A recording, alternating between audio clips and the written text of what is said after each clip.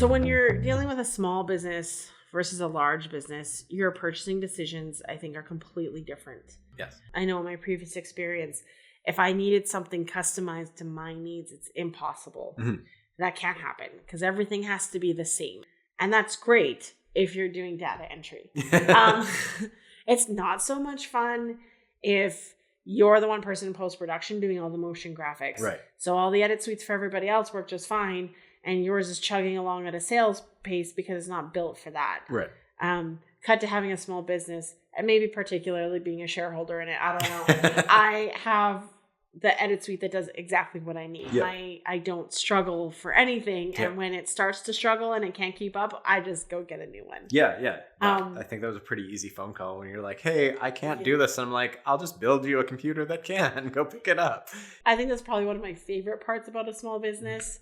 I mean, there are prices you pay for that. Like, obviously, we have to do the work to make the money to be able to do that. Yes. But then also, we have to figure it out, what we need, what we want, do the research. Yep. And I know, like, you do a lot of that. So. Yeah, I would say, we've talked about this before. I would say like 20% of my job is research and development on, upcoming technologies and, new trends and, like our new camera that we're shooting on today.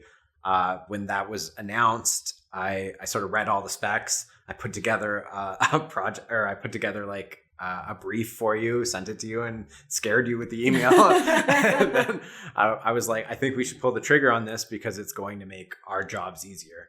And I think it has. It's a fantastic tool that has replaced what we used to use. And then we just have to figure out, because we're a small company, how to sell the old piece of equipment, right?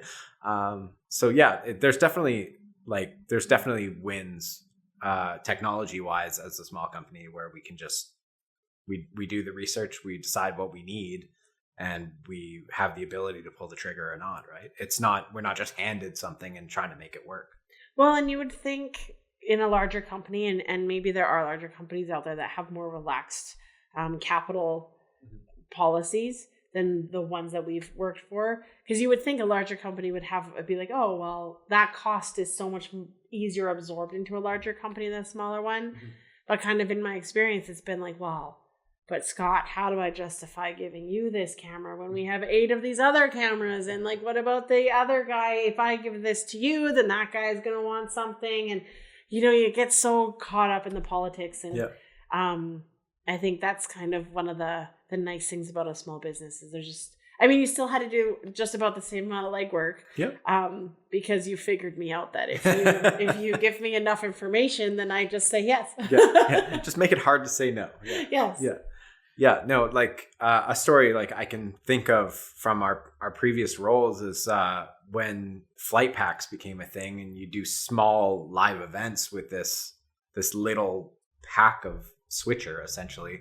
That was just sort of handed to us, and it was like, figure it out. We know it kind of works, but it's on you to make it work. And that was when, Blackmagic was a brand new company and they were putting out gear that was fine. It kind of worked.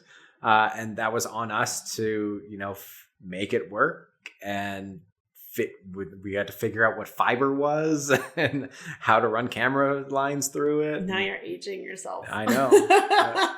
Yeah. So it's definitely cool being able to do all the research on the front end. And then when you get the piece of equipment, you already know how it works. Well, and to have the luxury to decide that the workarounds and figuring it out might not be worth your time. Yep. Or is worth your time and is worth the risk that you want. Absolutely. Yeah.